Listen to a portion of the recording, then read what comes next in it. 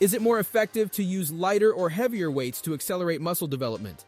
This subject elicits a variety of perspectives. Some argue that exercises with higher repetitions and calisthenic body weight movements are optimal. Conversely, there are those who staunchly advocate for low repetition, heavy weight training as a superior method for rapid muscle gain.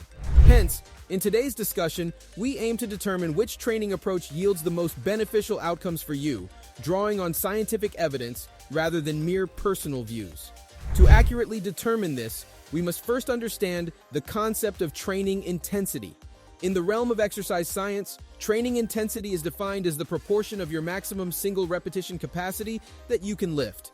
For instance, lifting at 100% of your 1 rep max implies utilizing a weight so substantial that only a single repetition is possible. Conversely, lifting at 80% of your 1 rep max equates to a weight that allows for approximately 7 to 8 repetitions before reaching muscle failure. Each level of training intensity, be it 70, 80, or 90%, aligns with a specific repetition count as indicated by numerous strength training research studies. This data is conveniently summarized in the table presented here. As evident, training with a lighter weight or a lower percentage of your 1 rep max naturally results in a higher number of repetitions. On the other hand, using heavier weights or a higher percentage of your 1 rep max limits you to fewer repetitions. This concept is relatively straightforward.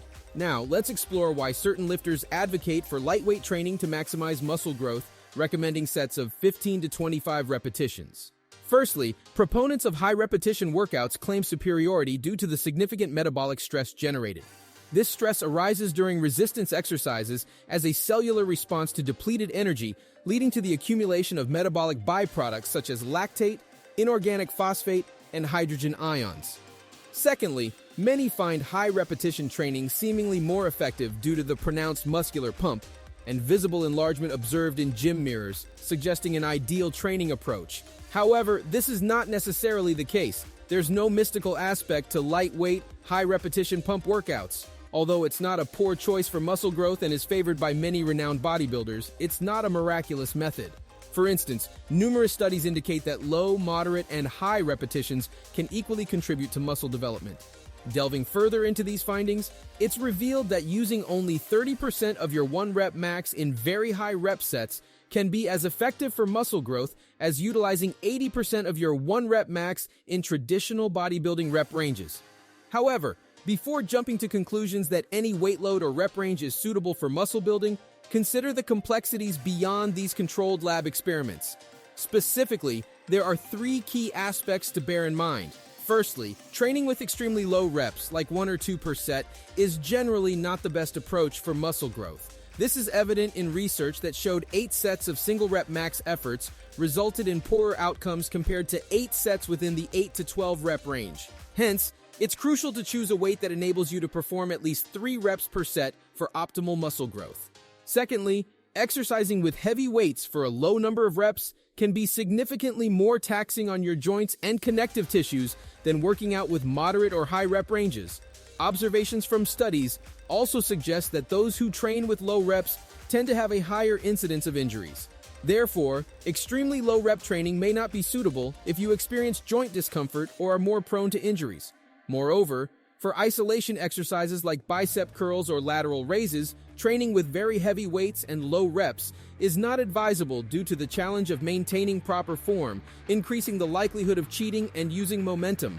In contrast, compound exercises such as squats, bench presses, and deadlifts can be performed with heavier weights and fewer reps, provided that proper form is maintained and a minimum of 3 reps is achieved. Shifting focus to the opposite end, high repetition training, we encounter our third complication when choosing an arbitrary rep range for muscle building. To match the muscle growth achieved with moderate rep sets using high rep sets, you must train until failure. Studies show that without reaching failure in those higher rep sets, the full potential of muscle growth isn't realized. Considering the average person's endurance, completing 5 sets to failure with a light weight, like 30% of your 1 rep max, is quite challenging.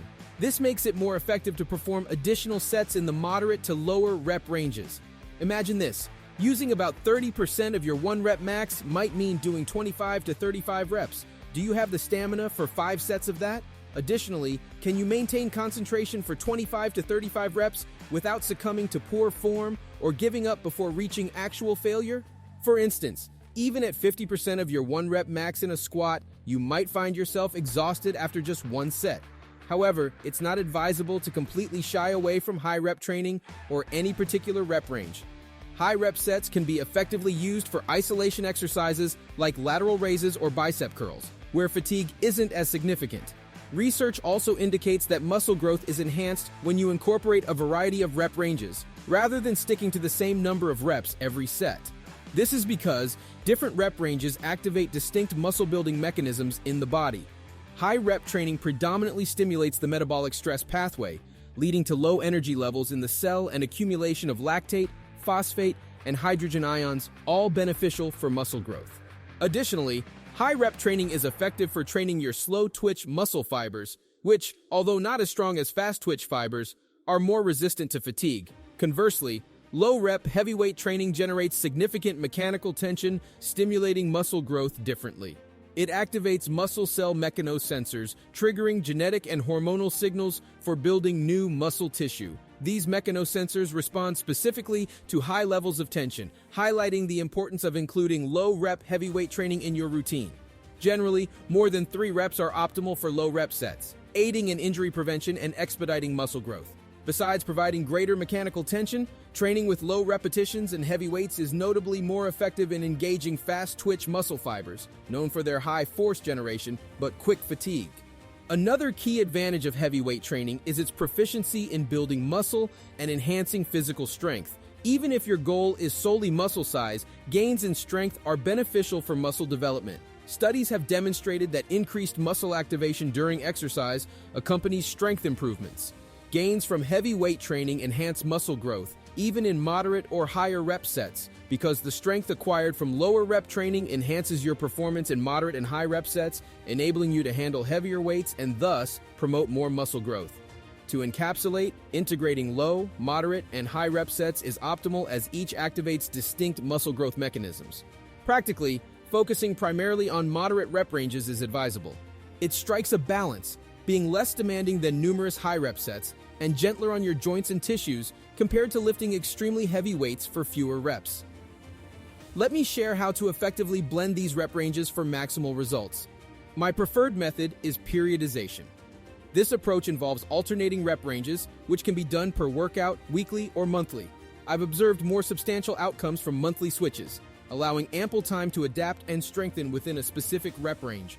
A simple periodization strategy involves spending 3 to 4 weeks in one of 3 rep ranges, 3 to 5 reps, 6 to 8 reps, and 12 or more reps. Begin by lifting a weight heavy enough to reach failure within 3 to 5 reps for 3 to 4 weeks. Then, for the next phase, switch to the 6 to 8 rep range with a slightly lighter weight, still challenging enough to hit failure within 6 to 8 reps.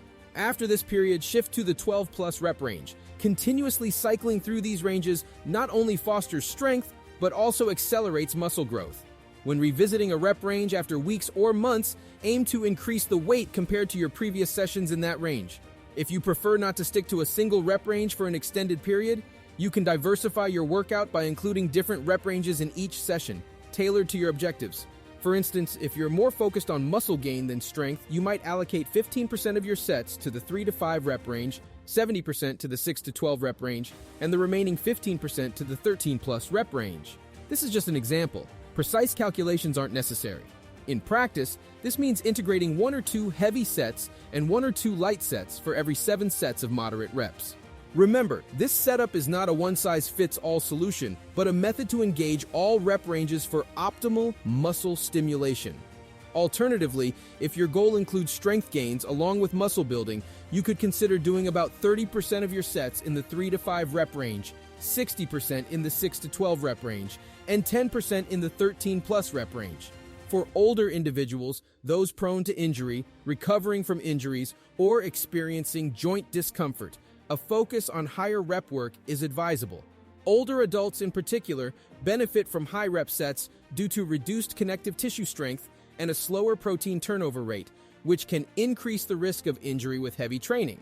For these groups, a distribution of 0% in the 3 to 5 rep range, 60% in the 6 to 12 rep range, and 40% in the 13 plus rep range is effective. So that's everything, guys. Personally, I still favor heavyweight training. but I include all rep ranges from low to high in my routines due to their distinct advantages. If you found this video helpful, don't forget to subscribe to the channel. Additionally, for a streamlined approach to fat loss and muscle building that includes a comprehensive workout plan, video exercise library, customizable diet plan, recipe book, and personal accountability coach, visit my website. Our program offers a unique incentive. Follow the plan and achieve your goals of losing weight, reducing body fat, or gaining muscle, and you'll get a full refund at the end of the program. This acts as a motivator to stick to the plan, which is crucial for transformation. To learn more about our distinctive methodology, click the link in the description below or visit gravitytransformation.com directly. I'll see you soon. Remember to subscribe. By doing so, you'll stay in the loop with our latest fitness tips and insights. So, join our community with just one click.